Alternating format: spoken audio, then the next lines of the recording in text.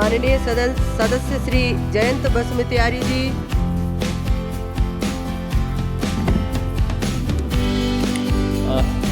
धन्यवाद मैम, आपने मुझे मेरा क्षेत्र की समस्या को यहाँ रखने की जो सुविधा दिया है, इसलिए आपको धन्यवाद देती हूँ। मैम, मेरा क्षेत्र आसाम के कोकराझार है, कोकराझार कंस्टिट्यूएंसी। उसमें एक एयरपोर्ट है, रूपसी एयरपोर्ट बोल के, जो उसको ऑपरेशनल किया गया आफ्टर 49 ईयर्स।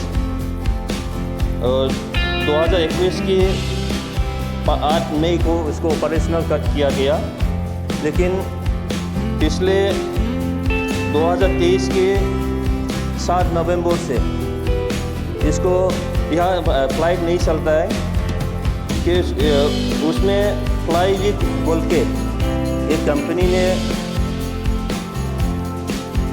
उसमें ऑपरेशन किया था, लेकिन पिछले 2023 से ये बंद पड़ी है।